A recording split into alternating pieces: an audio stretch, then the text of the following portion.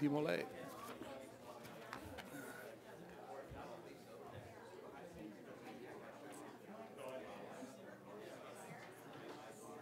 PJ, you get good feedback on Saturday? Except for those Jeep guys. Oh, really? No. Really? And then take the high road. No, you can't win anyway. Wonderful.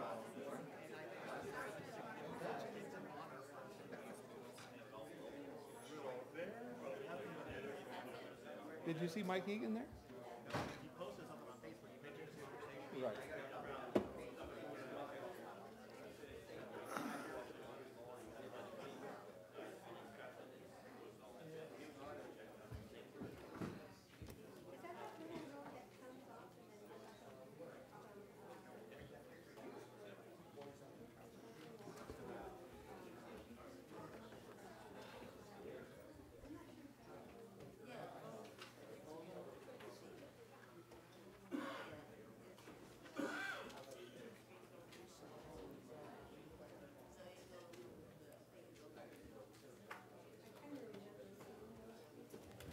Okay, ready?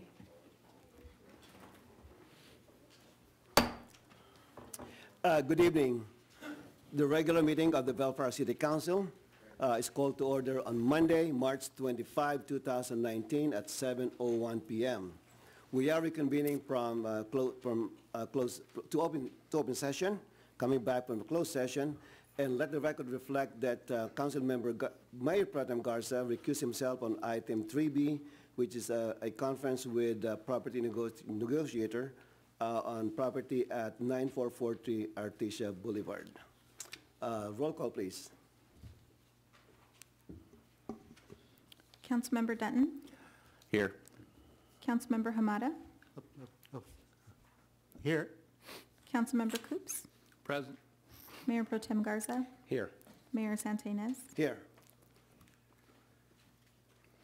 Tonight's invocation will be led by Councilmember Dan Coops, and the Pledge of Allegiance will be led by the Director of Planning and Building Services, Elizabeth Corpus. Please rise. Please bow with me for a word of prayer. Our gracious Heavenly Father, we come to you this evening to give you thanks for all the blessings that you have given to the city of Bellflower and for us in the building individually. Be with us as we deliberate the items in front of us to give us the wisdom that is necessary to make the right decision to make Bellflower better. We're especially mindful this evening of the event we had Saturday where we had an exhibition of the wall that heals, Vietnam Wall. As we remember not only the current people that keep our nation safe, but we want to be mindful of those who have given the sacrifice to make our land what it is today, and how cognizant we are of having that wall here on Saturday, and what an emotional time that was for the entire city. Be with us as we deliberate what's before us. In his name we pray. Amen. Amen. Amen. Please join me in the Pledge of Allegiance. I pledge allegiance to the flag of the United States of America and to the republic for which it stands, one nation, under God, indivisible, with liberty and justice for all. All right, thank you, Dan. Thank you, Elizabeth. I'll start off with council announcements. The Central Basin Municipal Water District and Metropolitan Water District are currently accepting student art for their calendar contest. The contest is open to students grades K through 12, and submissions are due by April 12 at 5 p.m. The theme for this year, the 2020 calendar, is Water is Life. Students can mail or deliver posters to the Central Basin Municipal Water District located at 6252 Telegraph Road in the City of Commerce, and the zip code is 90040. For any questions, please contact Sandy Linares Plimpton at sandylp@centralbasin.org. Mayor Pro Tem Garza. Thank you, Mr. Mayor. Cerritos College participates in the California College Promise Program. The program focuses on our students' pledge to earn and complete their degrees or certificates on time. Cerritos Complete is a partnership between Cerritos College and 6 local school districts. They are ABC Unified, Bellflower Unified, Downey Unified, Linwood Unified, Norwalk La Mirada Unified, and Paramount Unified School Districts. The Cerritos Complete program is a great opportunity for high school seniors to smoothly transition to college. This program provides opportunities for high school seniors to obtain the skills and knowledge needed for college, explore a variety of careers, save money on their college education, and graduate from college on time. Cerritos Complete is available to graduating high school seniors or completing high school equivalency from our local school districts who complete the steps in high school. Thank you, Mr. Mayor. Thank you, Mr. Garza. Councilmember Raymond Hamada. Yes, thank you, Mr. Mayor. Let's see, book your next party or event at the main event center and the Los Angeles County Fire Museum. This is a great venue for weddings, celebrations, conferences, and meetings. TGIS has been selected as the exclusive caterer at the main and has experienced staff who will deliver food and service of the highest quality for guests. For more information or to book reservations, call Violetta Figueroa at 562-804-1934 or email vfigueroa@tgiscatering.com. Thank you, Mr. Mayor. Thank you, Mr. Hamada. Councilmember Ray Dutton. Thank you, Mayor. A friendly reminder that the much-needed construction for the Bellflower Boulevard south of the 91 freeway is now taking shape. Bellflower Boulevard, the widening project, will add an additional traffic lane in each direction and to lengthen the northbound turn lane onto the 91 freeway.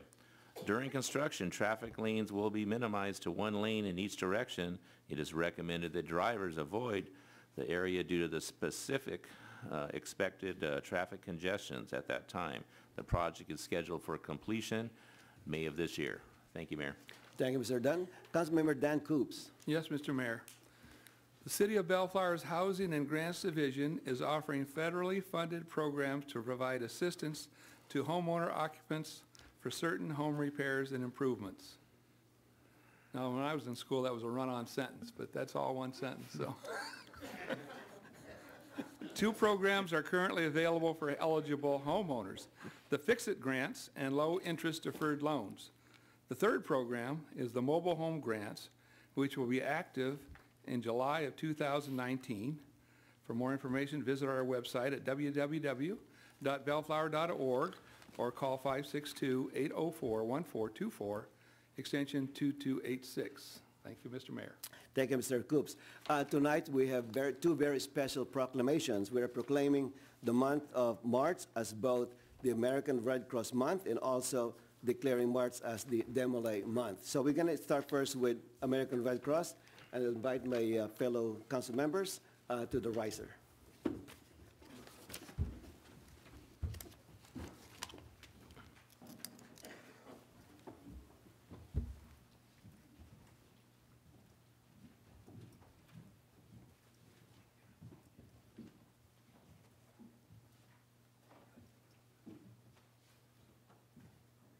I'd like to invite Tim Hutchinson and Pierre Barker, who are both here. Okay?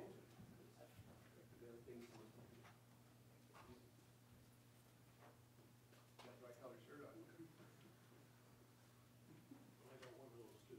The red shirt or red cross, right? Well, March is a very special month. I'd like to read part of the proclamation, not the whole proclamation. You can read it all, Sonny. No, I'm going to highlight. Since 1917, the American Red Cross serving the Los Angeles Long Beach area, Rio Hondo, and South Bend has provided family communication and support to active duties to the members of the military. During the same time, the Long Beach, Rio Hondo, and South Bend Red Cross has trained individuals locally in CPR, first aid, aquatics, babysitting, wilderness fire, first aid, and water safety courses. These are very important training. And finally, the Red Cross also has reconnected families worldwide separated by war or armed conflict. So be it resolved that the City of Bellflower is in recognition of a century of service to our community, does hereby proclaim the month of March 2019 to be Red Cross Month and urge all citizens to show their support to the American Red Cross serving Greater Long Beach, Ray Hondo, and South Bay. Signed by the Mayor, Sunny Santa Ynez, Mayor Pro Tem Juan Garza, Councilmember Ray Dunn, and Councilmember Raymond Amada, and Councilmember Dan Cruz. So I'd like to present this proclamation to Tim and Phil.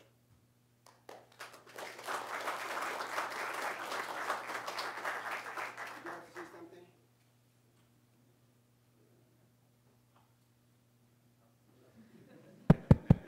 There you go. Don't really have anything to say. Unless you want volunteer, come down and see us. Have you attend? That's about it. How many lives have you saved? Who knows? Thousands of lives. Right. There you go. That's the correct answer. All right. Okay. So, picture team. All right.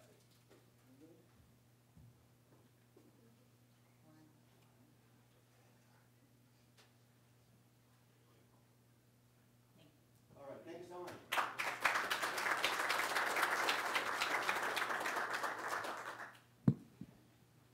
All right, now I'd like to call on John De La Cuesta, President of Paradise Demolay League, Kenneth Gonzalez, Jacob Light, and the 4 adult advisors, Chris Kinney, Scott Stevens, Colin Matlock, and Jeff Matlock. All right, thank you so much. Okay. Again, thank you so much. Oh, it's your first time? Okay. All right, come up here. All right, I'd just like to read part of the proclamation. And as you know, I have some friends who are members of Demolay way back when I was about 15 years old. So I knew something about them way back then. And the thing that really, that I remembered was he said that he was glad that the founder did not allow them to limit their membership to 75. That was in their history. Because initially the members passed a resolution, right? And limiting their membership to 75. But the founder of the Mason said, no, you're limiting yourself to 75. You have other students in other high schools who are as equally qualified as you are. So that's why they expanded beyond 75. So I remember that part. Okay, very good. So anyway, the month of March is being declared, proclaimed as Demolay Month in the city of Bellflower. And I just want to read some highlights here in terms of what they do. The philosophies of Demolay are centered on 7 cardinal virtues of filial love, reverence, courtesy, camaraderie, fidelity, cleanliness, and patriotism. So they look at a lot of the 7 virtues that they live by. And they develop young men of character into good men of all ages by teaching leadership, skills, civic awareness, responsibility, and character development. So locally, the Paradise Demolay League of the Order of Demolay and Demolay International will observe 2019 as its centennial celebration, 100 years in existence, and will use this opportunity to advise citizens of their many activities and to recognize the millions of active and senior Demolay members throughout the world. So now, therefore, I, Sunny Santa Ynez, Mayor of the City of Bellflower, do hereby proclaim the month of March as Demolay Month, signed by myself, Mayor Pro Tem Garza, Councilmember Ray Dunn, Councilmember Raymond Hamada, and Councilmember Dan Coops. So, congratulations.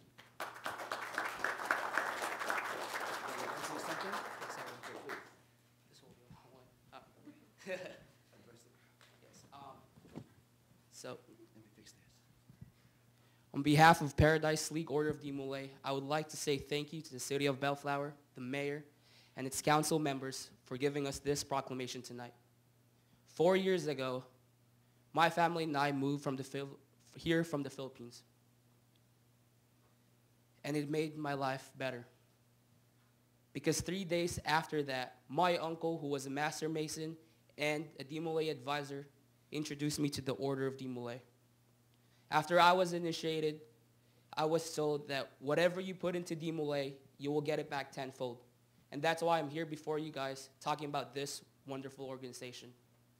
Demolay is a youth-led boys organization dedicated to the development of the future leaders of tomorrow. In DMLA, we learn public speaking and event planning skills. It teaches us leadership skills through a progressive officer line where we plan and execute our 6-month long-term. But most of all, DMLA will give you lifelong friends and brothers from all over the world, and will be there for you no matter what. We have advisors who will be there for you and help you mold into the best person you can be, not only in DMLA, but in life. DMLA has been a premier youth leadership organization for 100 years, and we are dedicated to making sure that it is continued for the next 100 years. Thank you. Thank you so much. That was well said. Very good.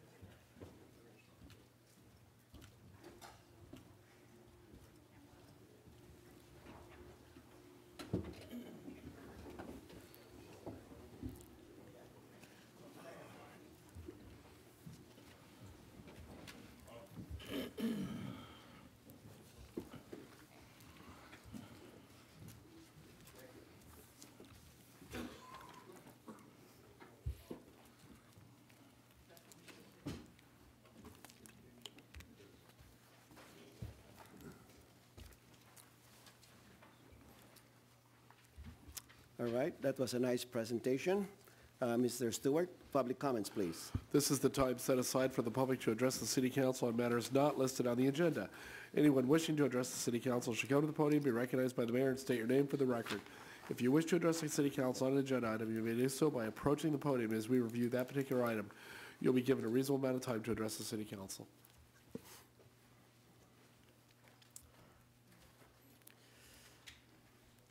Good evening, Good evening, Mayor, Dennis. If you council can members. just sign in for the record, please. You got it.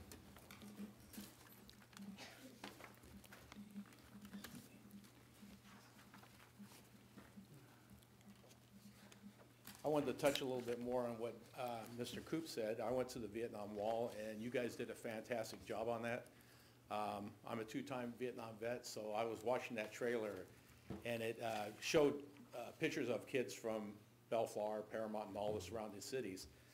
And I graduated from Excelsior High in Norwalk, and Norwalk had the most people up there. There's about 40 of them, and it brought back memories because 10 of those are kids I graduated with. So that was very well presented, and I really liked it. Two other things.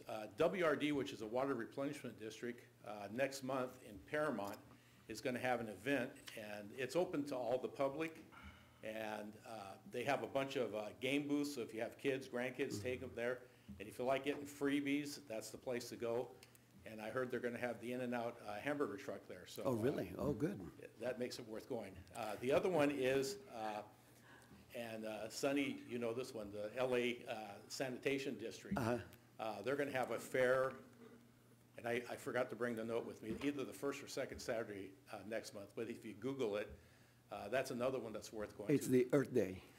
Thank you for that. When's the WRD date? I wrote it down and I Okay. didn't bring it with me. I think it's May apologize 4th. for that. I think it's Saturday, May 4th. I think, yeah, you're right. So both those are, if you've never been to them, go to them, they're worthwhile. And keep up the good job. You guys are doing a great job. Thank you. Oh, thank you. Come back more often.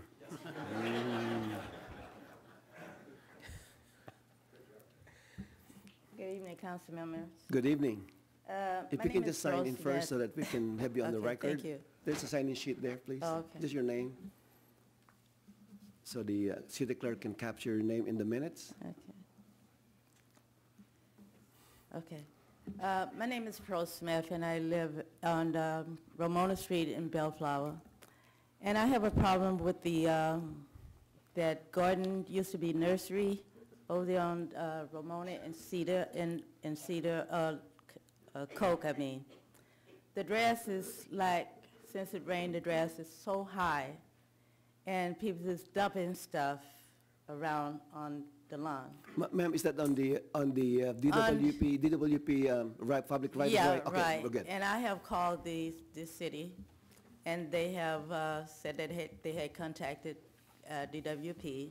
They haven't came out, and I can understand when it was raining, they couldn't come out, but we had, 3 days of good work, good sunshine. But anyway, it's really not, it's really bad when you see the grass is so high till you can't even see, you know, because it's just inappropriate for that area. You got some nice houses over there. I, for one, have a nice home. But, and I hate to see the city like that, and I have complained and complained, but there's nothing done. And people's coming along, and then they dump mattress and everything on people's sidewalk and on the lawn.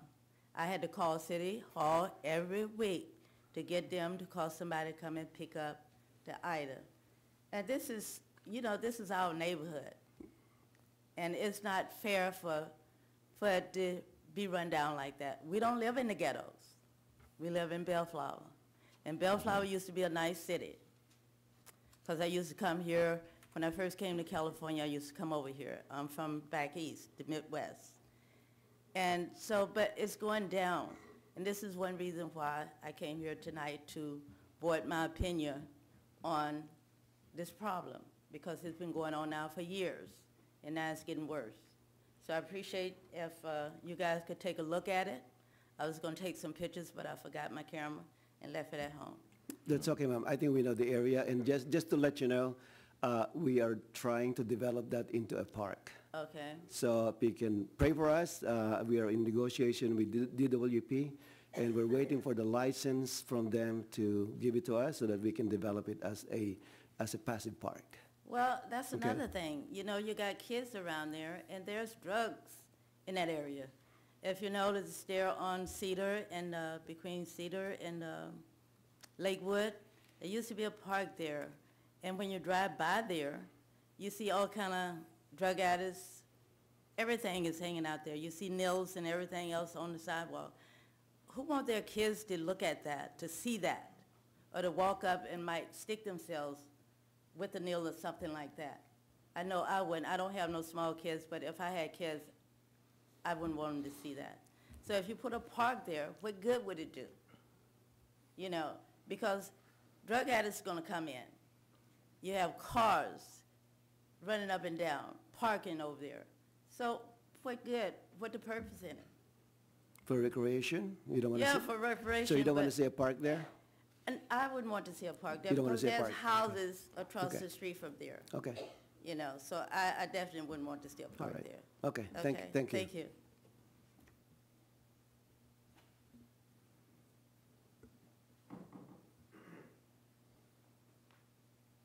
Good evening, council. Good evening, and Cheryl. Mayor. Can you sign in, Cheryl? I will Please. sign in. If you can just sign in for the record, because believe it or not, Sure. your name is in the minutes of the meeting. Oh, heavens. Okay. Okay.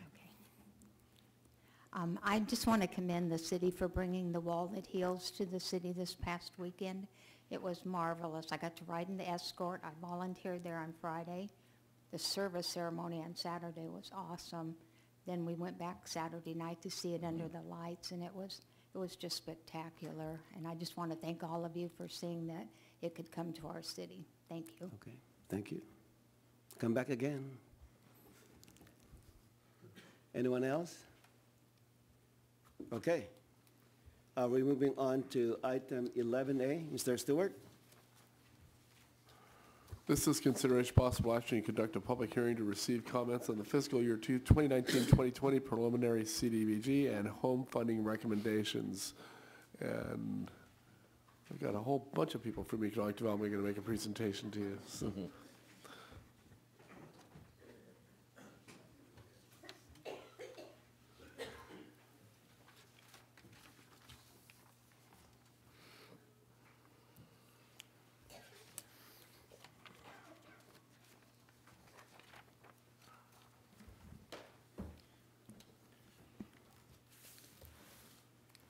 Good evening, Honorable Mayor and members of the City Council. Good evening.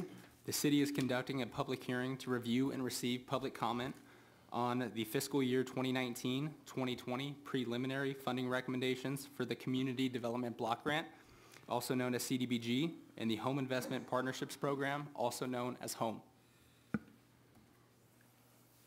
The U.S. Department of Housing and Urban Development, otherwise known as HUD, requires entitlement jurisdictions that receive CDBG and home funds to submit an annual action plan, which describes the goals, activities, and uses of the CDBG and home program funds for the upcoming fiscal year.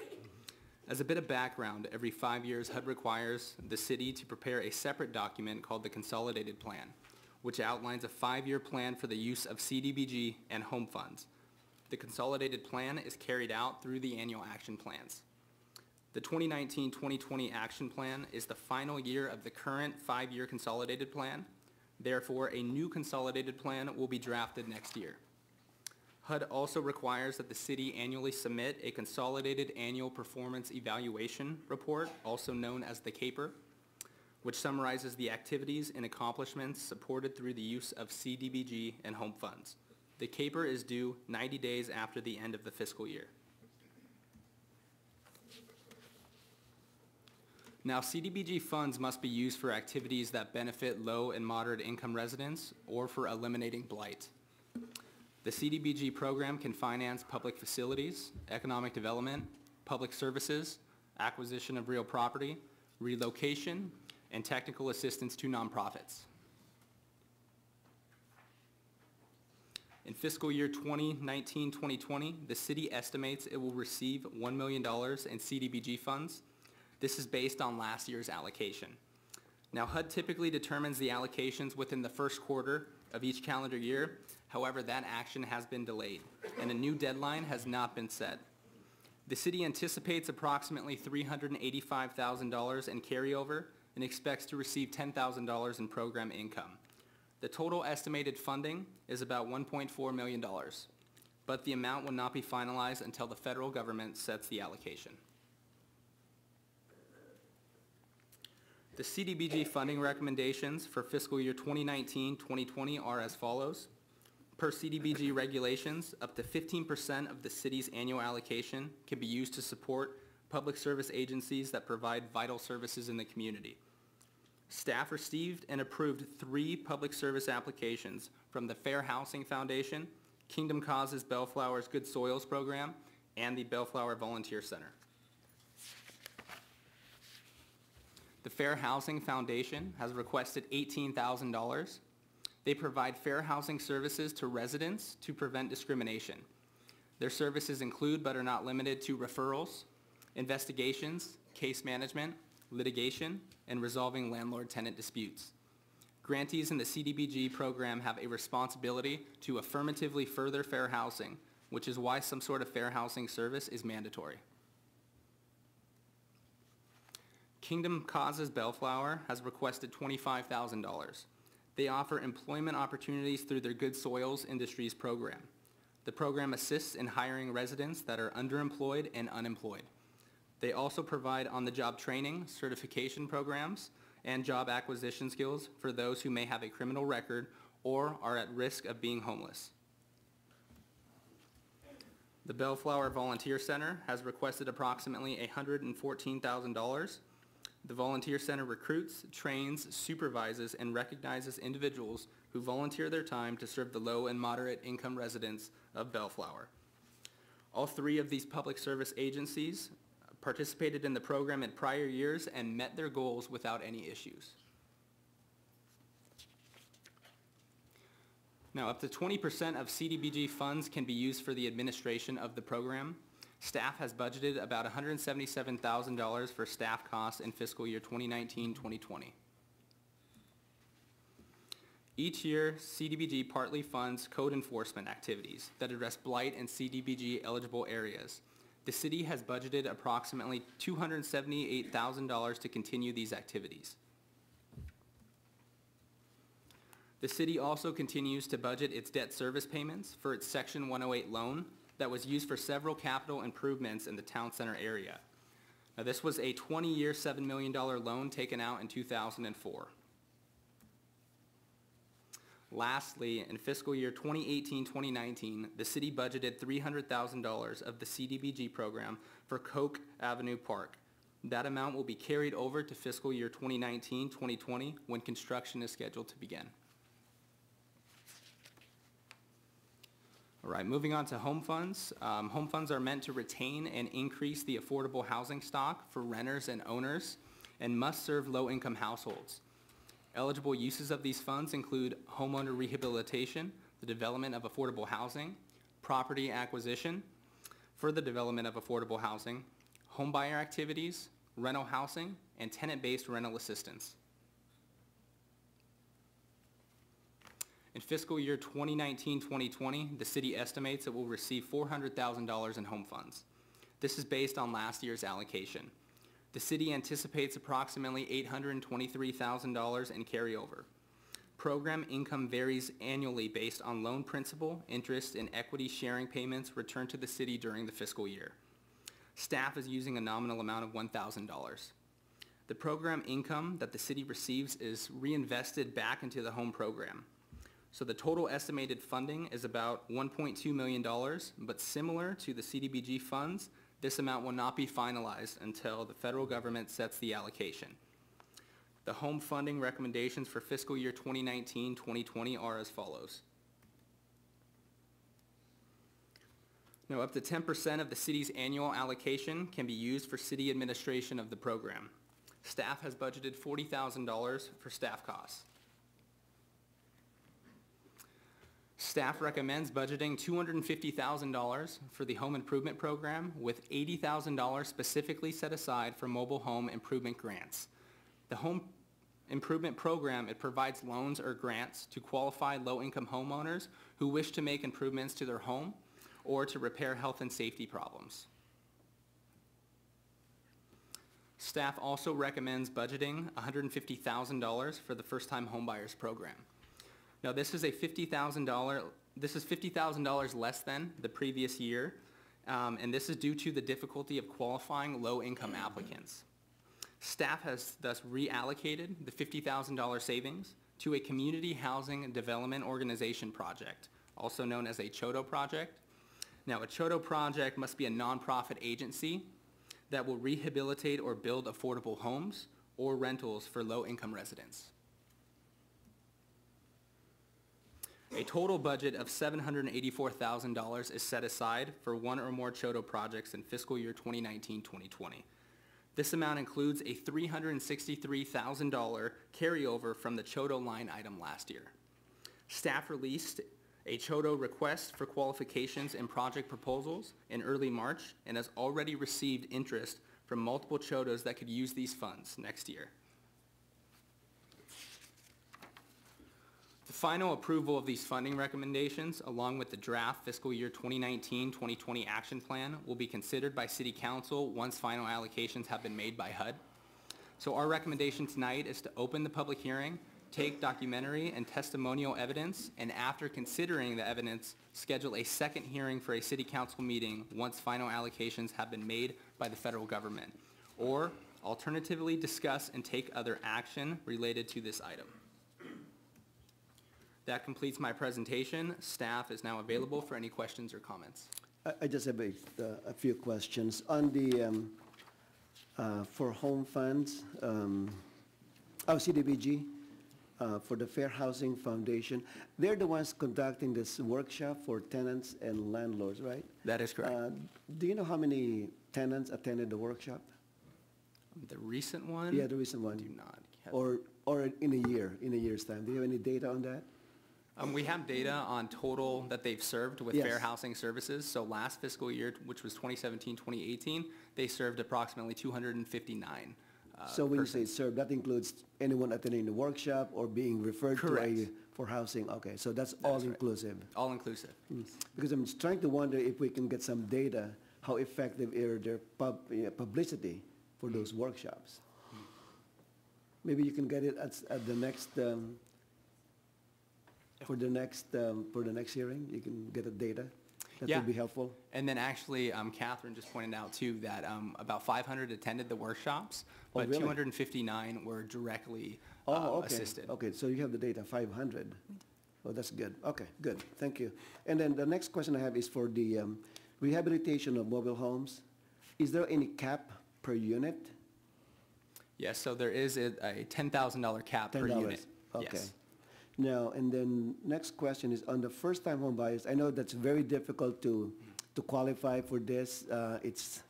You cannot be too rich, you cannot be too poor. You have to have good income, but not enough, not too low. I mean, the window is so tiny, right? My question is not about this year's program, but prospectively, is there something that we can advocate with our legislator to kind of maybe relax some rules? Because my understanding is nobody qualified last year. That is correct. So the money is just sitting there and it's being carried over from year to year. So maybe I'm giving a task to think about it. Maybe we can approach our congresswomen and ask them if they can sponsor a bill and whatever it is to kind of relax the rules so that more can qualify. Okay? And finally, my question is on the SHODO. You mentioned that it is being carried over from last year. That is correct. Yeah, we did not find a CHODO project for this, actually this current fiscal year, which is 18-19. But for 19 and 20, we were going to carry that over because we released what's called a RFQ, so a request for qualifications and project proposals. So we've already received interest from about 4 different housing agencies, and we're expecting to vet a CHODO project in 2019-2020. So hopefully we can award it this year. Correct. Okay, very good. Thank you. Any question? Yes, a comment. Thank you, Mr. Mayor. Mr. Hamada, go ahead. First off, I do want to, just for the record, I do want to disclose that I'm a seated member of Kingdom Causes Bellflower as a volunteer with that big money I make there. I'm okay.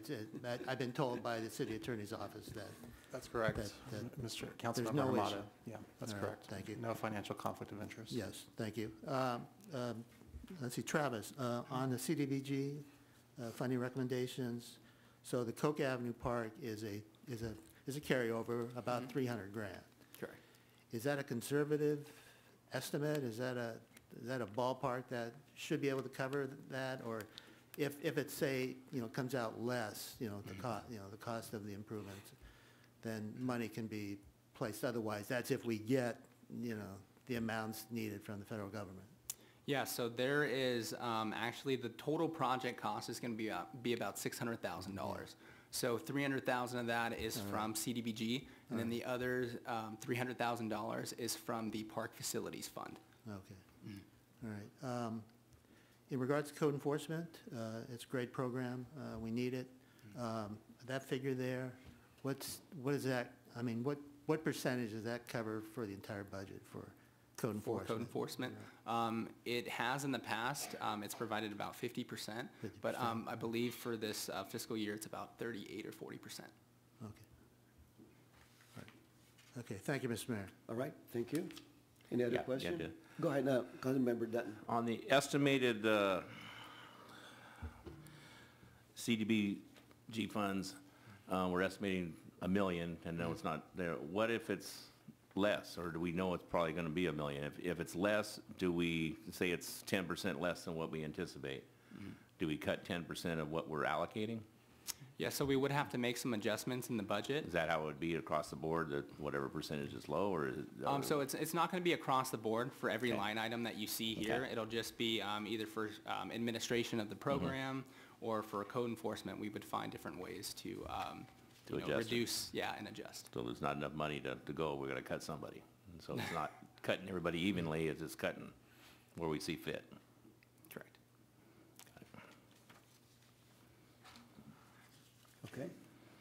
Mr. Coops? I'm okay. All right, is there a motion to open the public hearing? So moved. Second. Motion by Mayor Pro Tem Garza, seconded by Councilmember Coops to open the public hearing. Without objection, that will be the order. Anyone who'd like to speak about this item?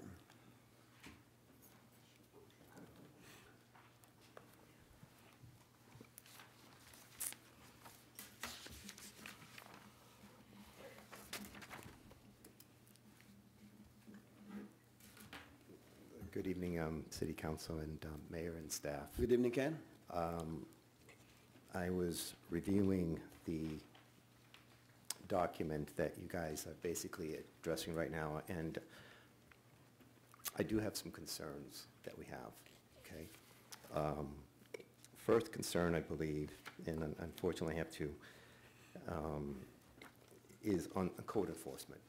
Now, code enforcement is very important in the city, I believe, okay?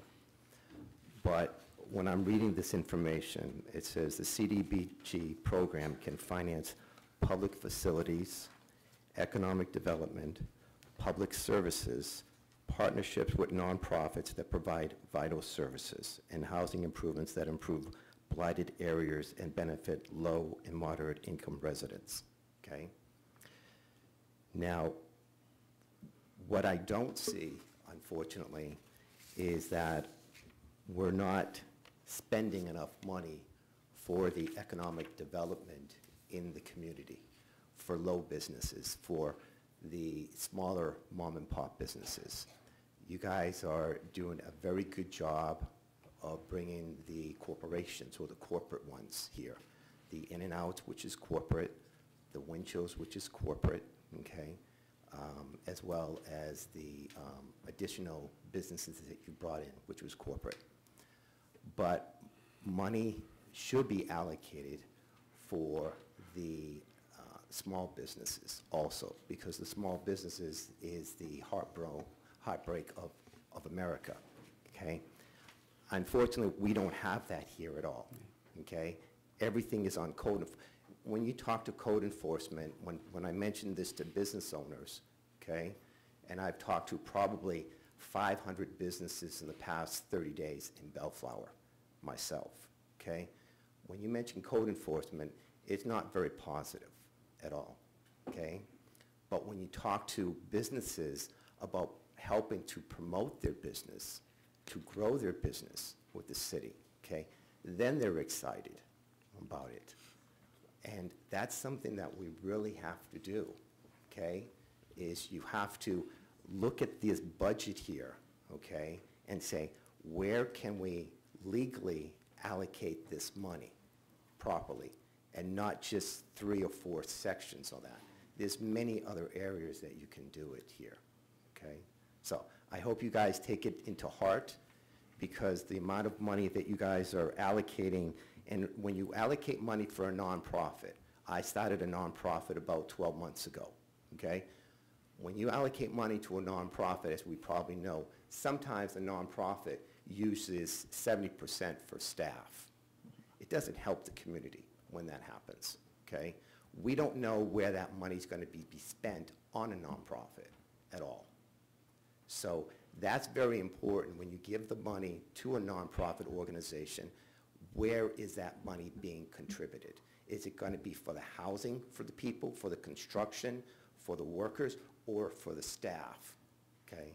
So I hope you take that in heart in terms of looking at this. There's many ways that you can promote your city, okay, by promotion like on the internet, to get more businesses here to the city on that. And, but anyways, that's my point. Thank you very much, Jim. Okay, thank you. Let me just address some of the concerns that you raised. This is not the only budget that we have in Bellflower for the city. It's only a portion of the budget. And I'll ask our city manager to add later on. But in terms of small business, we are assisting small business. We have a business assistance program. And let me give you one example of the recent assistance we gave is fantasy cakes. They renovated fantasy cakes in terms of the facade, both in the front and the back. So there is money, you may not see it here, but there is money available in other funding for economic development to help our business, small business. Fantasy Cake is not a corporate. It's local. It's owned by husband and wife. Okay, so let me give you an example. So you're looking at only a portion of the city's budget. This is not the economic development budget of the city. Okay, so Mr. Stewart, can you add something to that? You took the words right out of my mouth. The only thing I would add to what you're saying is that, Mr. Letourneau, if you'll meet with Jim, we do a fair amount reaching out to local business. There you are. We do a fair amount reaching out to local businesses and working with them. And I'd like to, well, two things, because what I've learned is you often have some good ideas.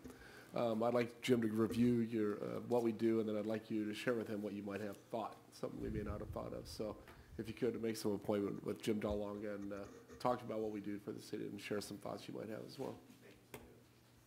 Okay, anyone else?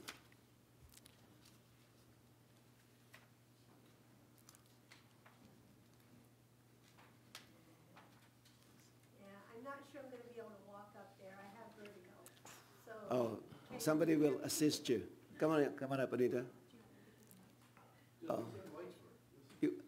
Anita, are you okay standing up, or can you Yeah, I can give me the stand mic? up. I just can't walk because it gets, everything swims. You afraid, Fred? Oh, be Fred, careful, be careful. pull the there, mic okay? down for her. Yeah, no, I'm fine here. I'm fine here. The top one, yeah, there we go. Thank you. I just wanted to say thank you to Jeff Stewart and the City Council for doing the mobile home grants last year. I think it's wonderful, and I'm very happy to see that you're going to be doing them again this year. So I just want to say thank you very much. Okay, come back anytime. Okay.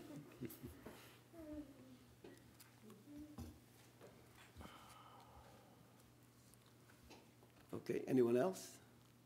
All right, is there a motion to close the public hearing? So moved. Second. Motion by Mayor Pro Tem Garza, seconded by Councilmember Coops to close the public hearing. Without objection, that will be the order. Gentlemen, what's your pleasure? I would like to discuss code enforcement. Okay. As it was alluded to, we're doing about 40%. What would is it Travis? Yes. Yeah. You mentioned about the code enforcement budget, which is, can you state it again, is it 10% lower than last year? On the CGB money going to code enforcement for its budget, how much lower is it this year than last year? So of CDBG funds contributing, well, last year we had budgeted for code enforcement about $270,000. And then this year we have $278,000. Okay, so I misunderstood you then, okay. What happens is the number is a finite amount that we can attribute toward it, and the cost of code enforcement fluctuates up and down depending on whether we have open positions or not. So what we have coming this year is a fully staffed code enforcement division and the raises that are anticipated going forward over the next 2 years of this budget. Okay. And being that it's compared to a fixed number from HUD, that's why it's dropped in comparison. Okay. So I'm going to ask this to the city manager then. So we're getting ready to go budget time, and you've already met with department heads about budget and where it's going to land. Does it look like we're going to be cutting code enforcement? No. Okay. I'm good then. All right. Okay. Mr. Mayor, Yes, Mr. Coops. question on code enforcement, Mr. Stewart. So we had some funds, for instance, that we were carrying over from the Coke Street Park. There's $300,000 we're going to carry over. You mentioned that we weren't fully staffed on code enforcement. Were there monies left over that we can carry over from last year to this? No, because we carry over as much as we can based on the allocation we get. And that's like I said, it's a finite number that we get from HUD. So we take the max that we can spend on that program and we use it. And depending on whether we're fully staffed and what everybody's earning in that staff, that depends on the actual percentage that matches. So there's nothing that we're carrying over. It's just a fixed amount that we carry over that sometimes meets more or less of the budget depending on whether somebody's absent or not been hired yet. So to reiterate what you just said, we will not have any less work on the streets for code enforcement next year than we have had currently. That'll Guaranteed. equal to or greater than. We're not cutting code enforcement. Okay. Thank you. Okay, so, Mr. Mr. Stewart, so you're looking for a schedule, a second hearing? Is that the Do you have the a item date for tonight? certain you want to set, or do you? Well, so it's very tentative right now, just because we don't have the allocation yet. And after speaking with our consultant too, they mentioned that HUD actually is farther behind than we think. So we're thinking it's usually around June 10th or so. Before the end of the fiscal year? But, Yes, okay. correct. So why don't you go ahead and set it for the first meeting in June, and we'll hope that it's done at that time. If it's not, we'll have to re-advertise and do the hearing. Yeah. So is that sufficient action for tonight? What is that date in June, so we can set it for a date certain? Do we know? The first meeting or second meeting? First meeting in June. June 10th. June 10th. Well, I would set it for June 10th. Okay, so we're setting the second You're hearing. you're continuing it, actually. Till, Continuing the second hearing for June 10th. Correct.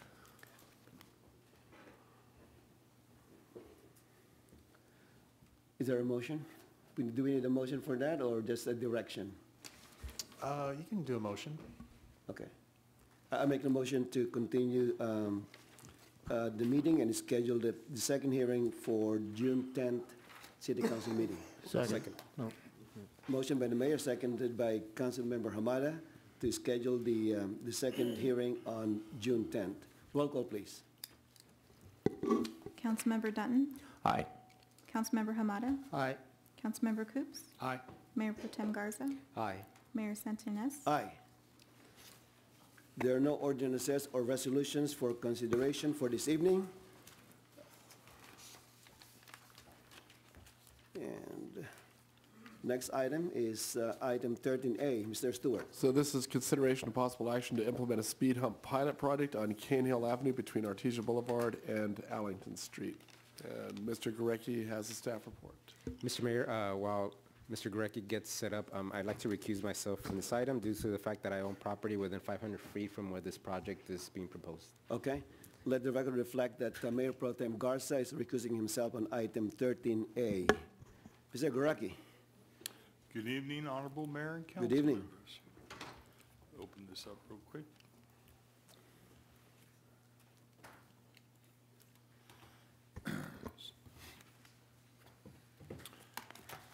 So before you tonight, we have an idea that we would like to get buy-in on from the City Council, which is to implement a speed hump pilot project on Cane Hill Avenue. I have a couple slides here real quick that I can go through. So as background to this, we typically, in my department, Public Works, where this traffic engineer is, we typically receive about anywhere from 10 to 12 requests per year from residents who want to have speed humps on their streets. To date, we have never installed speed humps here in Bellflower on any of the public streets.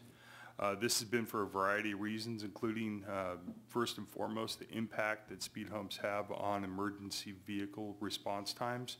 That would be your sheriff's department, your ambulances, and the fire trucks. In addition to that, we've never had an actual adopted speed hump policy. Then there's also the installation cost of the speed humps themselves and signage. So we just have never approached the subject to date, mainly because of those reasons right there. So at this point, what we're looking at doing is, because the frequency in which we're receiving the comments from the community is certainly increasing. So what we'd like to do is we'd like to implement the pilot project as an attempt to gather some important data that we would need for a formal speed hump policy that the staff would like to put together and bring before the City Council. So we're proposing that the pilot project would last 90 days. The project location would be on Cane Hill between Artesia Boulevard and Allington Street. This represents an ideal location for such a project because we have several neighborhood streets that feed into Cane Hill. We have a school at the south end. We have Artesia Boulevard to the north. So there is traffic, and this is one of probably about 3 or 4 of our streets here in which we get a lot of communication from the residents about speed issues there. In fact, we've gone through some reiterations of trying to implement some traffic calming measures out there on Cane Hill. We've done the center line striping. We've done some curd line striping recently. We've installed 25-mile-an-hour speed limit signs. Now, again, we're not required by law to post signs on local streets. If a street's not posted, it's a 25-mile-an-hour speed zone. It defaults to that. We're not required to post it, but nonetheless, we installed the signs out there to try to help drivers recognize the fact that there is a speed limit there. We've also deployed the speed feedback trailer out on Cane Hill on several occasions. And we've also had multiple enforcement efforts with the Sheriff's Department out there, where they're sitting out there during some designated time periods issuing citations for drivers. All these efforts have had limited success, but nonetheless, we still get the complaints from the residents out in that neighborhood and stuff. So, taking all this into consideration, Cane Hill presents itself as an ideal location for us to implement a traffic or a pilot project there for the speed humps. The project would consist of us doing a temporary install of rubbered speed humps. They would be installed right around 17813 and 18007 Cane Hill. One location represents kind of the northern part, which would be between Felsen and Artesia, and the other location is south of Felsen down to Allington. After the 90-day period, we would send out survey cards to residents on Cane Hill, and we would take the information that we gather through those survey cards and incorporate that into an overall presentation that we would do to the City Council at a later date, whereupon we'd be bringing back a draft speed hump policy that we could look at possibly implementing citywide. So just to give you a couple ideas of what we've done out there to date, these are some of the older pictures. This is 2016. This is Cane Hill looking northbound, just north of Allington. And this is the way the street was. Then after our striping, you see the center line striping, the double line right there, and then the white edge lines. Really what we're trying to do there is give the more of a tunnel or a narrower thoroughfare for the vehicles to drive. If you see that, then the idea in theory is you're going to drive a little slower because you're recognizing that you're driving in a narrower space. And then same thing. So this is Cane Hill looking southbound, just north of Ashworth, and again the striping that we've done there. You know, we've responded as best as we can to this point to the concerns that we have from the community up in that neighborhood. But like I said, the effects, while have been successful a little bit, we still have issues with vehicles speeding at unsafe speeds. So we believe the speed humps present an opportunity to do a pilot project here and see what they do in terms of feedback, and in terms of getting feedback back from the community, give us some good input. What we're going to find out, and I've been doing speed humps for 25 years, they do not stop the speeding problems. They'll continue. They stop speeding right at the hump themselves, but people race away from the speed hump just as fast as they race to get there. And it's not a cure-all. There's noise associated with it, and there's several things that I think as we see the feedback from the community after we end the 90-day trial, it'll be pretty apparent on how everyone feels about them and stuff. There's going to be some people that love them and some people that think they were ineffective. So and then here's just quick aerial maps real quick. So this is the Cane Hill section from Artesia south to Felsen, and the proposed location is for that speed hump is highlighted right there in the yellow circle. It'll be between Ocoro and Destino, and then again for the southern section to be south of Felsen down to Allington, and this one would be placed between Riva and Carnaby Street. So that concludes my presentation, and I welcome any comments or questions related to this project. Just a couple of questions. Do you have an idea in terms of how does the temporary speed humps look like? Is it like wide, or is it like the mound? No. Well, so the ones that we have, they're approximately 3 feet wide. Okay, so they're really wide. Yeah, what you'll see when you kind of get to a permanent status, they build them so they're actually like a tabletop. They're more like 6 or 7 feet wide, and it's a little less abrupt. These certainly aren't the kind of speed bumps that you see in private parking lots, but they've got enough of a vertical increase to them that cars are still going to slow down on them. And the beauty of them is we can put them down in the asphalt and pick them right up after the 90-day period without damaging the streets, whereas a permanent install is an asphalt speed hump, and they are pricey to do. They run anywhere from probably $8,000 to $10,000, and then if we got to the point where we had to start removing them because of negative feedback we would have from the community, it's another probably $3,000 or $4,000 to remove them. So right now we felt it was in our best interest to utilize a temporary speed hump right now for this pilot project.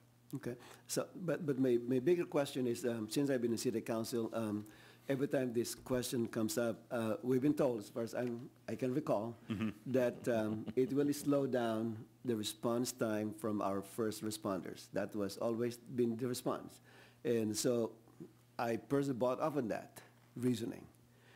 So in the meantime, we're proposing this study. So what did happen in the meantime? As it relates to LA County Fire, they have moved their position to a neutral position on speed humps. So they're not against it anymore?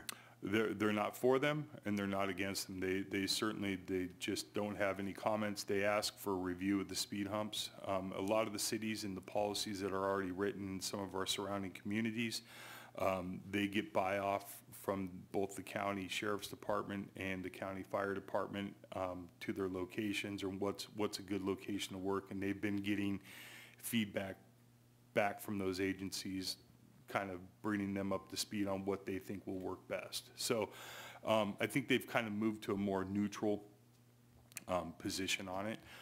But nonetheless, speed humps still, for each speed hump, the estimated delay time is anywhere from 8 to 9.5 seconds per hump.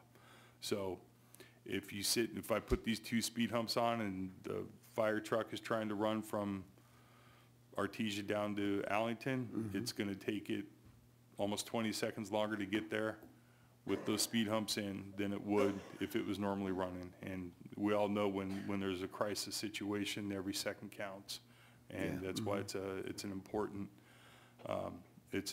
tool or an item to take into consideration when thinking about installing speed humps. Yeah. Okay. All right. Any question? Oh, I'm good. You're good?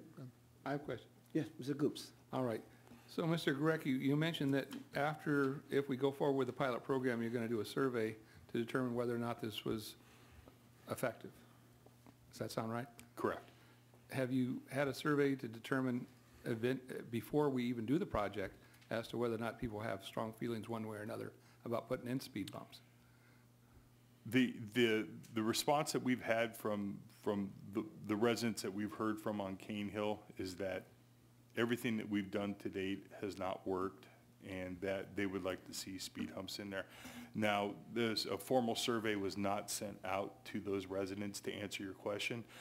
That's just the phone calls that we fielded, or the city engineer has fielded, or the public safety department has fielded from the residents over there. Now, again, when it comes to implementing a policy and developing a permanent policy, there would be a minimum requirement of property owners to buy in and be in favor of doing this before we would move forward with it. But as it relates to Cane Hill right now, there hasn't been any formal survey done yet to gauge the temperature of everybody out there as it relates to speed humps. So Cane Hill's a long street with lots of residents.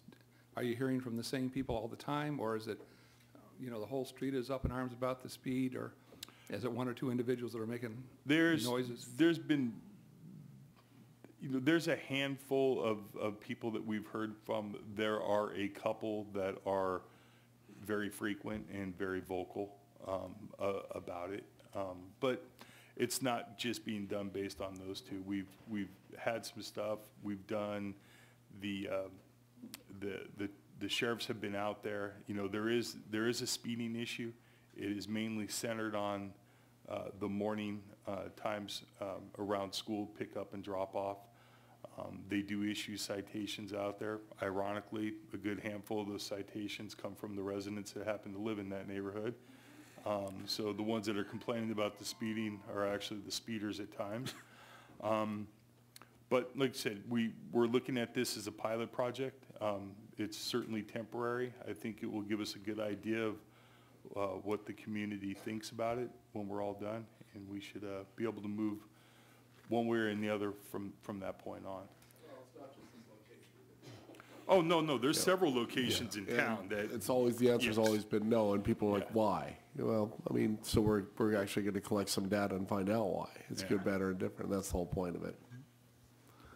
I went online, there was some interesting articles about speed bumps and speed humps. And the title of this was, municipalities are moving away from speed humps as a traffic calming solution. You use the term traffic calming. I think that's the appropriate term for what we're trying to accomplish. And you hit on some of the main points here. They're expensive to install and expensive to maintain. And in our case, they could be expensive to remove. I mean, we've got to take them out as well. I've taken them out before. And so we could easily spend, if it's $8,000 to $10,000 to put them in, $8,000 to $10,000 to get them out if we go in that direction. So we could easily spend $40,000 or $50,000 getting this to where we want to know what's going on. Correct. All right, we talked about the interference response times on emergency vehicles, and you hit it right on the head. It adds about 10 seconds in response time for every vehicle that goes over them, adding about 20 seconds if we go down Cane Hill. So that's an average throughout the nation. I didn't get this one, but it makes sense. Reduces property values. And I guess my question to you is, would you want a speed bump in your front yard? Now, the people whose addresses have been given here, when they get a speed hump in front of their yard as a temporary or permanent solution, they're going to have the revving of the engines, the slowing down, the brakes, all the noises that go with stopping or slowing down a car are now going to be transmitted into their home. So I would be, if I knew the address that speed hump was going to be used at, I'd be a little reluctant to accept it. Correct.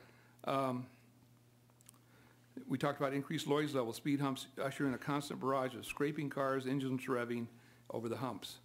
And then it even talks about the wear and tears on cars. Residential and commercial vehicles are a source of excessive wear on tires, brakes, suspension systems, shock absorbers. They rattle the dashboards, on and on and on.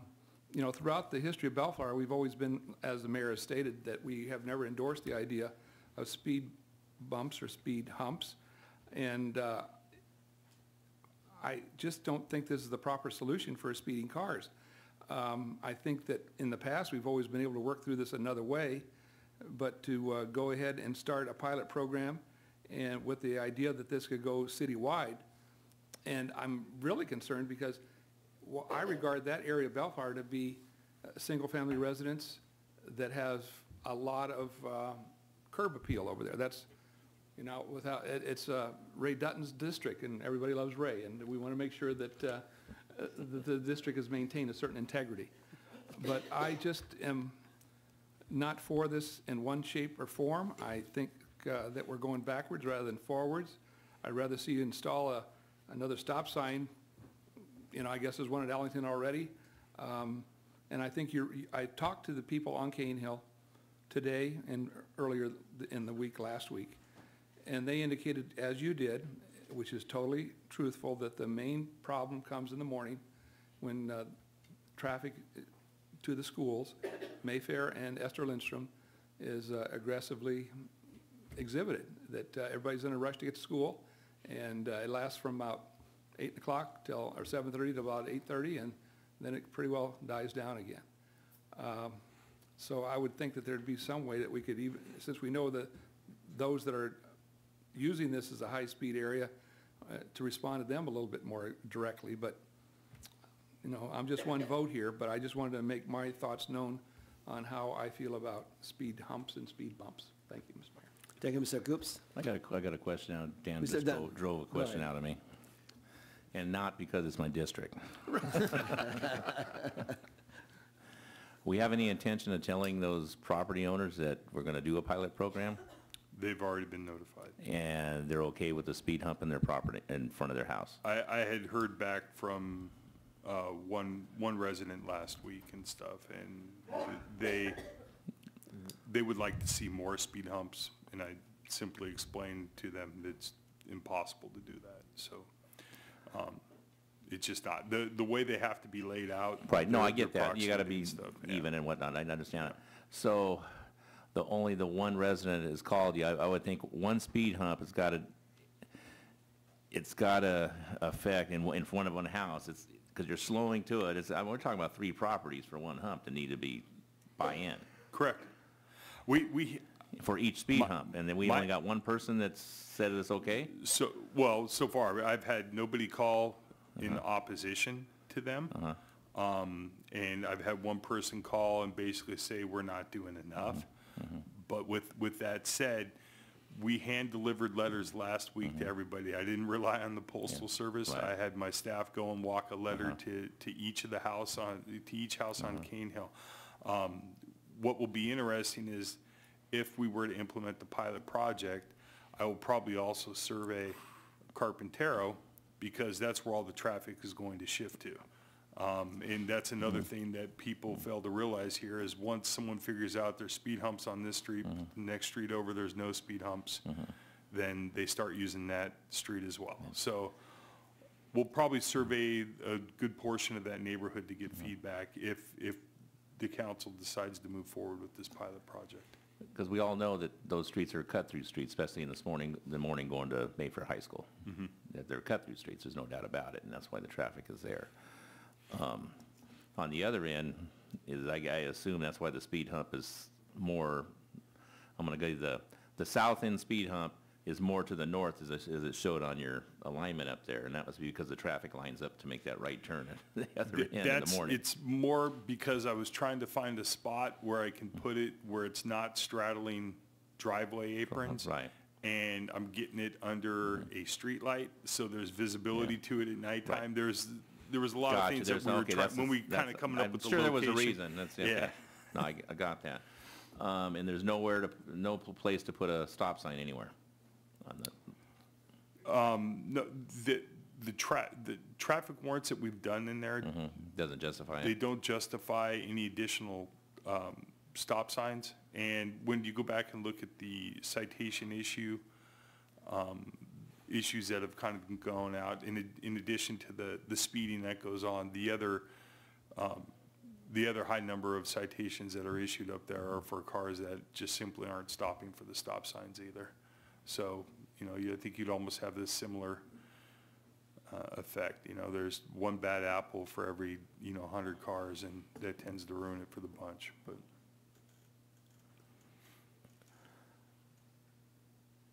is there any way, how many, well, you hand-delivered notices that we're having a meeting tonight about? No, no. Hand-delivered notices saying we're going to do a speed bump so pilot project? I hand-delivered notices. Because it's not in our packet, I'm just saying. And that was my fault. I probably should have included a copy of the letter. So I had written a letter to the residents, basically giving them the date in which we were going to install the speed humps. It was my assumption that the pilot project could move forward, and even though we haven't brought it to council first, because I was going to do it as a trial to garner information from the community to bring back to the council as a bigger item to say, here's the different policies that some cities are doing. We've done some pilot work out in this location. For us, it made sense to do it there just because of the volume of calls. What I failed to do was bring it back to the council, or bring it to the council formally to tell you guys that I was going to do the pilot project. So the letter went out basically giving them a date in which we were going to do the installation of the speed humps and the locations where we were going to do them out. Those letters were hand delivered last week. In that time, my delivery that came in for the temporary speed humps, I was missing 2 pieces, so I couldn't put them in anyways last week. And then after Jeff had kind of brought some issues up with me with doing this pilot project, we decided we'd turn around and bring it before the council this evening. And that's where we're at right now. So I'm just Before we move forward with it, I just want to make sure that you guys are formally aware of what the project is, and if you don't want me to move forward with it, we've defended it for my 5 years that I've been here. I've been in a community where we put them, what seems like every month we were installing them. The prior city I worked at, and they're everywhere. And almost for every 5 that I do, I end up taking 1 out because it just becomes too problematic. What people realize is what I stated earlier. They stop speeding right at their location. Yeah. Leading up to it, cars still go fast, and when they leave the speed hump, they still travel at a high rate of speed, leaving it till they get to the next stop or till they get to the next hump. People basically get fed up with the noise of it all hours of the night. Cars will hit and scrape, people's squeaky brakes as they come up to them, and then the exhaust systems when they leave. It's not all cars, but it's enough to irritate people. Yeah. That answers my question. I'll just have some more discussion with my colleagues when we. Okay, go into thank you. discussion. Mr. Hamada? Yes, Mr. Mayor, thank you. Len, you had mentioned one other street, Carpintero, so, and you had mentioned there's probably 3 or 4 out there also, throughout town. Well, the Carpintero's not a street. I'm just saying, once speed humps go down on Cane Hill, All right, everyone's going so to, the cars are going to figure it out, and they're going to move over to right. Carpintero. So the 3 or Stevens 4 is a very problematic street for us. Former council member Ron Schnablager had talked to me several times about Cerritos Street, which is another one because of the schools. Some of the residents, and I think we had a lady here one night because an animal had gotten hit in front of her house on California, over on the west side of, or the east side of Woodruff over there, wanting speed humps. Like I said, there are probably 4 or 5 streets here in the community that we could certainly run this pilot project off of and stuff. We have enough issues out there, but in the end, just based on my experience, it's not going to solve the problem. So, I've heard from residents, there's some other streets too, of course, they're gonna, and there's some east-west streets, Park, from Lakewood to Clark. Maple has turned into a little speedway at times, and I always gauge it by the number of little pop-up figures, the little figure that says kids present or kids playing, and those streets, and that, just to name a few. So, humps, it's can go either way, and you've mentioned striping, more stop signs, sheriff, electronic equipment. Is there anything else out there that you've seen in other communities that has some possibility?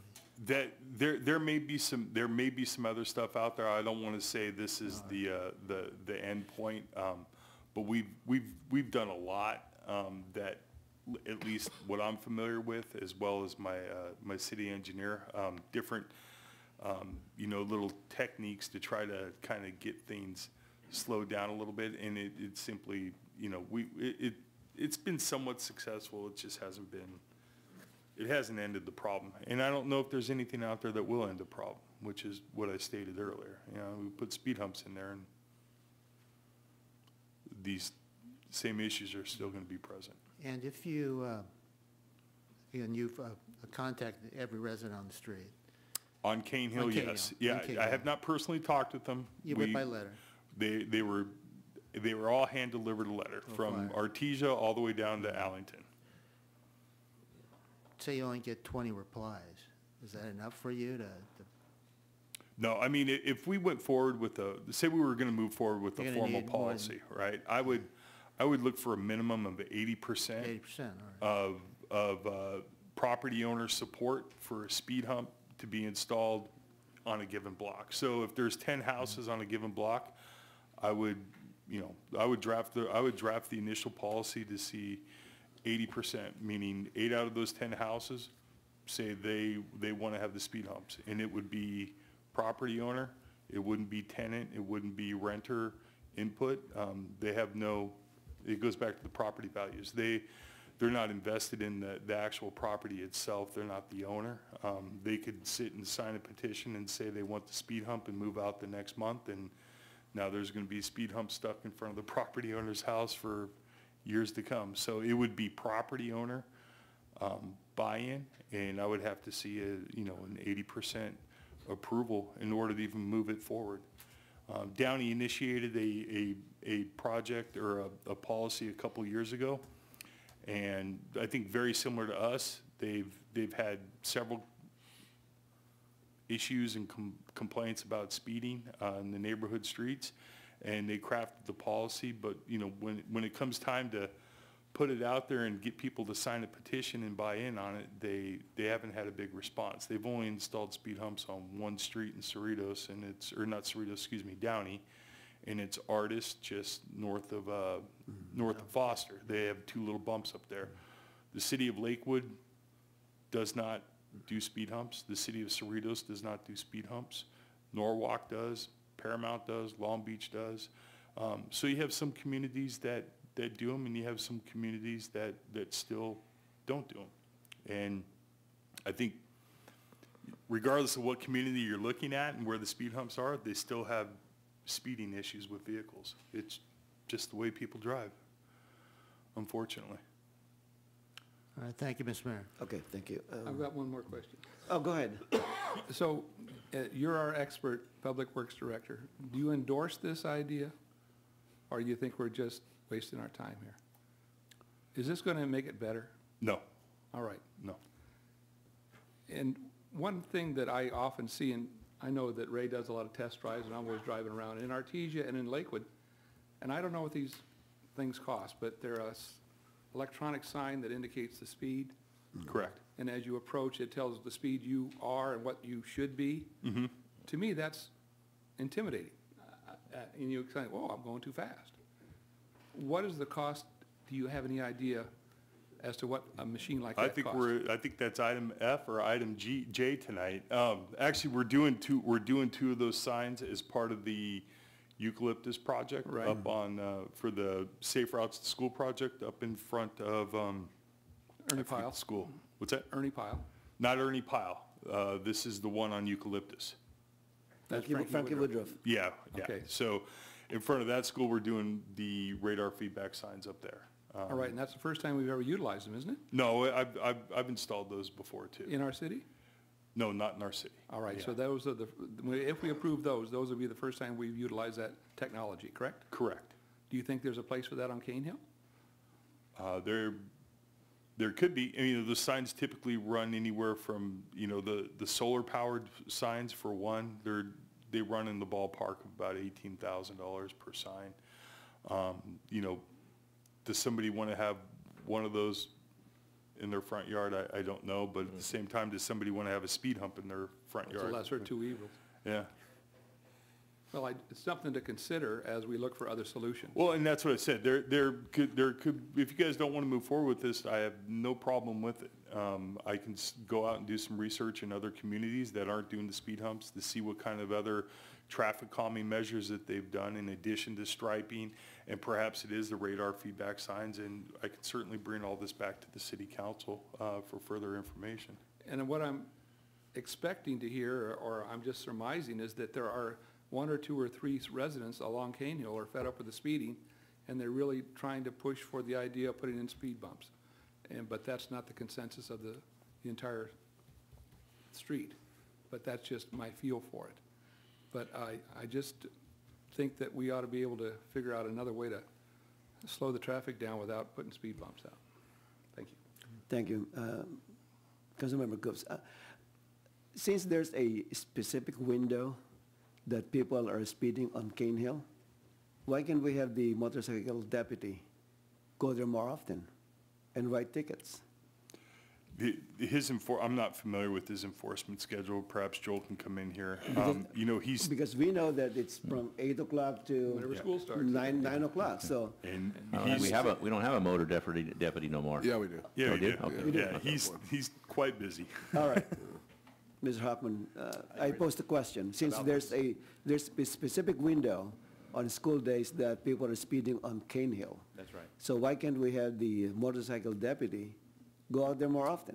We've done it a whole bunch. We've done it Okay. on overtime. It's actually been some months ago when we were looking at this a little more closely. he's well aware of that location. Not only him, but other deputies that have been hired on overtime have been there. And that was part of the impetus for maybe trying something else, I guess, was they can't be there every day. I know, And I understand, So yeah. residents were appreciative of the enforcement that they got, but in some cases still felt dissatisfied with what was going on. So, but we're well aware of the time, and it's been a lot of time there. And do you know how many tickets were written up lately? Yeah. Okay. It hasn't been there Yeah. as much, but So he- that- and that- one of that the they- things with his schedule is we don't have a schedule because I think it's important for residents to know there isn't a safe time to be speeding in Bellflower. It has to be random. I get that, but if he goes there once a week, not knowing, not publicizing the day, it's going to be caught by surprise. We can put anybody over there. We could put an SAO there if we need to write sites. It's not, if that's what the council desires, we can make that happen. So, Yeah, because I'm just trying to compare that. I noticed some improvement on Stevens since you put the center line striping. There's not been much speeding anymore that I noticed. But on the other hand, what happened was some kids are burning rubber, doing donuts on Ives and Stevens. So a speed hump, a speed bump will not take care of that. No. So we That's just need to- citywide. Exactly. So we just need to be more creative in terms of our solution, I think. And I like Mr. Cook's idea of putting more of those speed radar that is permanent, not trying to give you a ticket, but Yeah. reminding you of your speed. And we see that on Clark going to Lakewood. That's very common, and also on Downey Avenue in Lakewood. I see that. And those are easily to get a hold of through, there's some grants out there that make it quite easy, so it's not a general fund hit for the city to buy those. They are, like I said, they are, pretty pricey. But yeah, certainly I think there's some different revenue pots of money we can dip into to try to get some of those and get them installed maybe on 4 or 5 of the problematic streets that we know that we have here, so. I mean, again, I'm open to, looking into additional traffic calming measures there. I mean, at this point, we've done as much as we can with what we have to try to reduce vehicle speeds over there on Cane Hill. I just can't believe that people don't learn lessons. If they see someone being written up a ticket, I myself will be very careful next time I'm driving on Cane Hill. I would, yeah. You would think so. I'd like to see the addresses of After all tonight. the tickets issued over there. 'Cause I think a lot of them live in the neighborhood, so. Okay. All right. Any more comment? I think. No. If we're going to do a pilot program, why wouldn't we do a pilot program using the technology of the indicating lights, And it sounds to me like we may even have the chance to get it for a real deal. grant. A grant. We Without might, using general now we're funds. not even spending money on a speed bump. And giving out more tickets. But I think we've all experienced those signs, and we look at it and say, oh, I better slow down. Okay. Mr. Councilman Dutton. I'm just trying to think of how to end this. I'm not ready to give 13 any consideration. Do we want to vote on it? Do we want a motion on it, or someone's got to make a motion if they want it? Well, Nobody makes the motion. There's no it dies. You consideration. gonna make a motion? So, it dies anyway. Yeah. Anybody gonna make? I'm not gonna make a motion.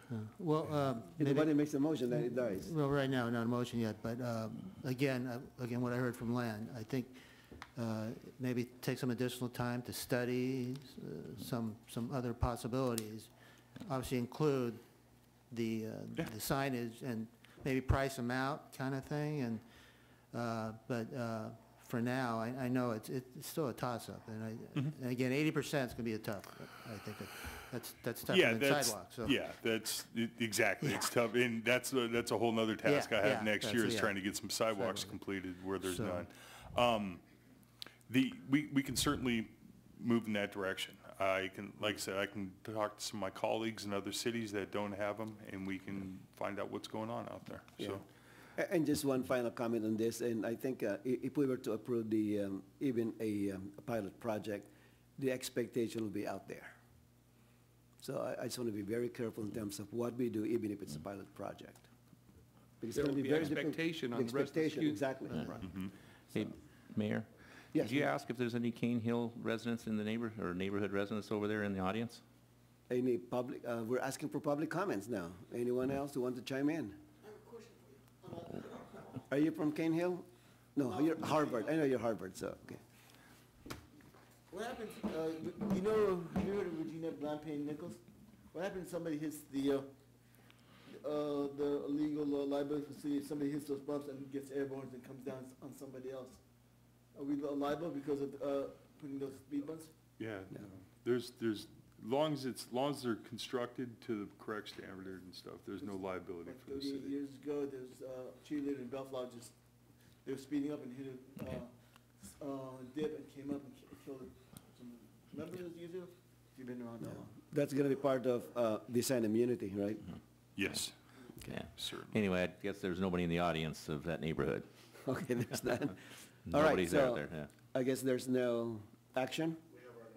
Yeah, as long Okay. as there's consensus by what Councilmember Hamada mentioned.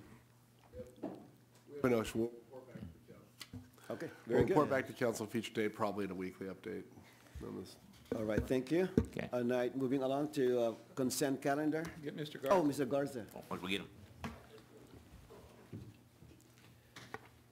Let the record reflect that Mayor Pro Tem Juan Garza is rejoining the council meeting. We're now on item 14, consent calendar. Anyone who wants to pull an item?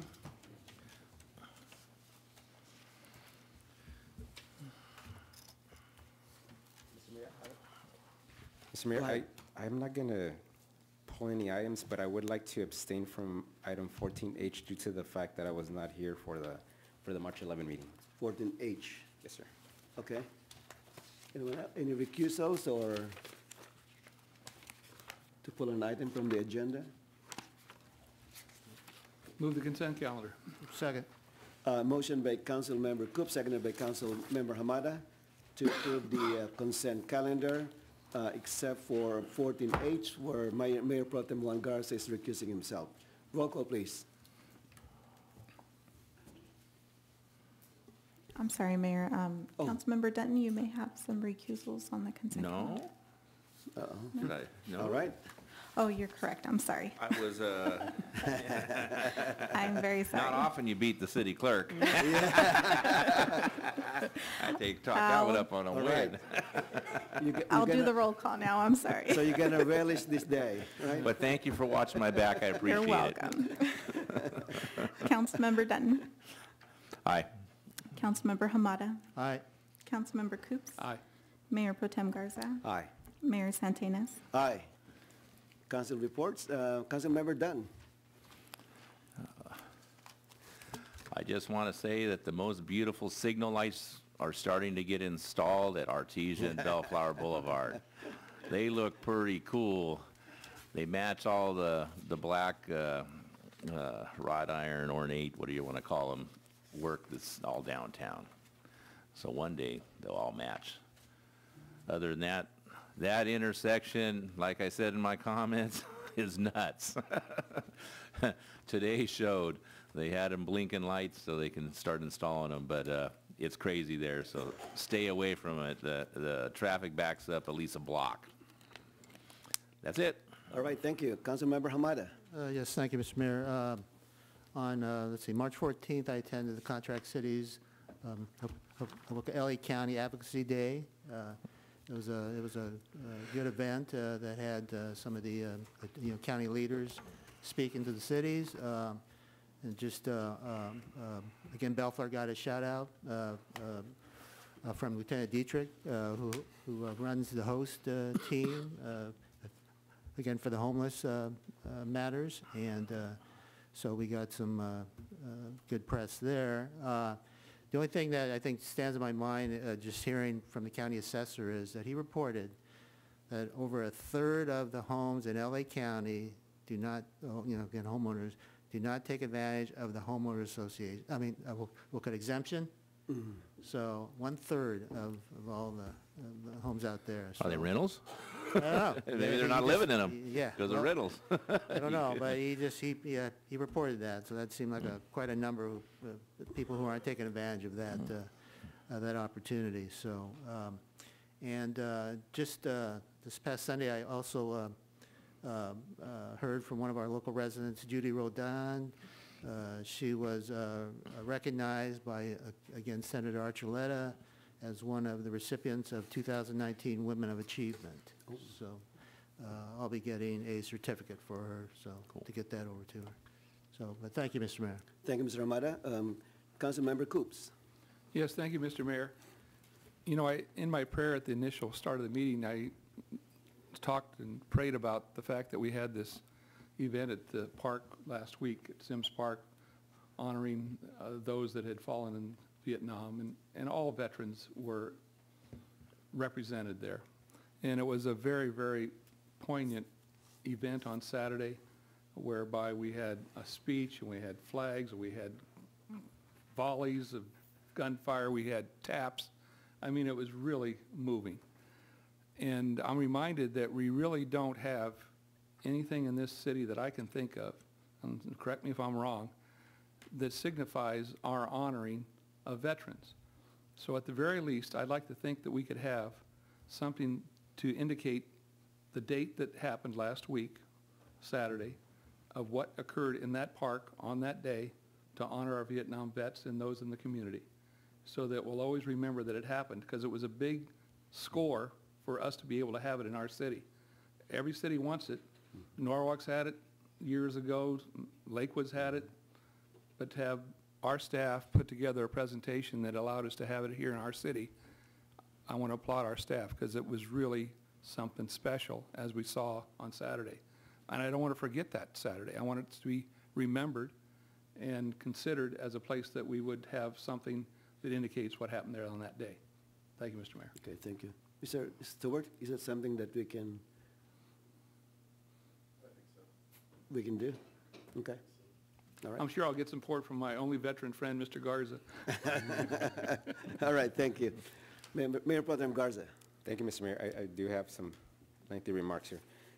March 5, City Manager Stewart and I attended the Rossa Street Neighborhood Watch meeting. So I wanted to thank that neighborhood association for the invitation. We talked about development projects coming up in our city. It was really nice he attended. I think we got some good feedback from that meeting as well.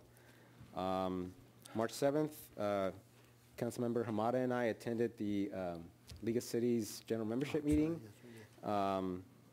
Really interesting conversation from the State Department of Conversation. I'm sorry. Of Conservation. Conservation. Right? Yeah, which ended up, I think, leaving us a little more scared about what's under our ground than I had we mentioned knew. at the last meeting about that. Okay, great. And, yeah, there's some tools out there that we can use to help confirm some of those problems below and so on. Fascinating.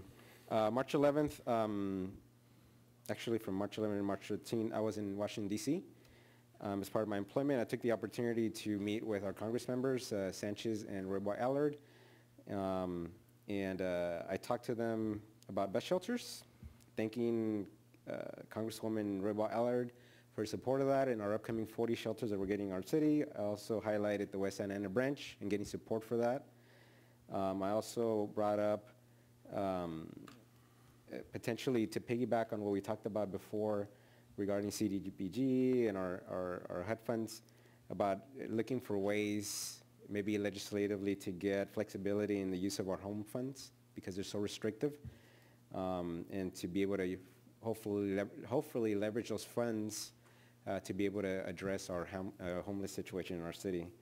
I also talked to them about finding parks funds at the federal level, also public safety funds, as well as funds for our public works projects with regard to roads in our city. So I also, on March 15th, along with my colleagues, we had our parking structure photo op opportunity, the groundbreaking, really nice event.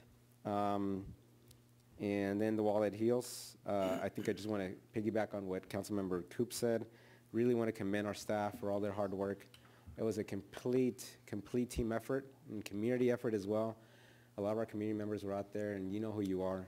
So thank you for your support, to the students and the school system for supporting the event as well. I think it's, not because I'm a veteran, but I think it's super important that we remind our residents why it is that, that we have the freedoms that we do. And I think events like that absolutely help with community and remind us to take care and appreciate the freedoms that we have. On March 20th, I attended the Contract Cities meeting in LA City Hall. And on March 21st, I attended the City Huntington Park reorganization meeting on behalf of our city. And then lastly, it's with, actually on a personal level, pretty sad news that as League of California Cities, we have a division. Every city in LA County belongs to League. Every county, every city. Not every city belongs to Contract Cities. So we belong to League of Cities in the LA division, all 88 cities. And the president of that division unfortunately lost her race, her council race 2 weeks ago. So I'll be attending her farewell ceremony tomorrow in Palos Verdes Estates. So with that, what that means is that because I'm vice president of that organization, I got to send it to president. And so with that comes a pretty good visibility for our city. So it's really humbling, and I'm honored to represent our city and to be the president of this prestigious organization. And so for the next, it's instead of 12 months, which is normally the term for president, it's going to be 16 months. I know that on August 1st, we have an installation ceremony here at the Main that we're going to be hosting for our city, being holding the presidency seat on this organization. So I'm looking forward to serving. I'm looking forward to hopefully representing our city well in this organization. And I think it's going to be exciting. So, and I know in advance I'm thanking City Manager Stewart, because since I'll be president, that means that by de facto Jeff also becomes one of the, at the staff level, one of the higher ranking members as well. So, I just wanted to announce that. So if you guys see me a little harebrained, it's because I have a lot of hats that I'm wearing. But that completes my comments, Mr. Mayor. Thank you. Thank you. And again, congratulations on your elevation, not election, elevation to the presidency of the League of California Cities. I just want to make a few notes here. On March 14, I attended the grand opening of the dental practice for Dr. Chow Huang. Her clinic is located at 15741 Woodruff Avenue, Suite A. And then on March 23rd, Council Member Jamal and I attended the funeral service for Planning Commissioner John Nowlin. It was a well-attended event. He was buried in Riverside National Cemetery, being a soldier. And also, I want to piggyback on the Wall That Heals. It was a magnificent event, I can tell you that. And I want to thank staff, everyone just pulled together. And the comment I got from the organizer, Vic, from the Wall That Heals, is just the staff of Bellflower is just phenomenal. And he didn't find anyone who is basically not doing his or her job. Everyone just a fantastic employee. So I want to give kudos to all the employees. Please pass on the word to all the employees. Thank you so much. And also I want to thank the sponsors, especially the major sponsors, Supervisor Janice Han, the Bellflower Kiwanis Club, and Kaiser for footing most of the bills for the event. And also the volunteers who pitch in, especially for the setup and the takedown. That was a lot of work, especially on Wednesday when it was raining. So again, thank you for all the volunteers, and especially the BFW Council 7243 for helping our staff find all the presenters and helping us organize this magnificent event. With that, I would like to close tonight's meeting, or adjourn this meeting, in memory of one individual and one group. First of all, I want to adjourn this meeting in honor of the 1,500 Vietnam soldiers that are still missing in action. I'd like us to pray for them so that they can be found, so that the healing can be completed both for them and their families. At the same time, a celebration of life, I'd like also to adjourn tonight's meeting to welcome the birth of Santiago Zam Din Sanchez. Congratulations are in order to the proud parents of Planning Commissioner Victor Sanchez and his wife, Susie, on the birth of their son, Santiago Zamdin Sanchez. Santiago was born on Sunday, March 17 at 7:29 p.m. He weighed at 7 pounds and 7 ounces and 20 inches long. Santiago is Victor and Susie's first baby, and all are doing well. In fact, Victor and Susie and even Santiago was at the Walnut Hills on Saturday. So our congratulations go out to Victor and Susie on the birth of Santiago. So with that, we are adjourning this meeting in memory of, again, the 1,500 MIAs that are still missing in action, and to honor the birth of Santiago Zamdin Sanchez, to the next regular meeting of the Bellflower City Council at 5:30 p.m. on Monday, April 8, 2018. The meeting is adjourned at 8:45.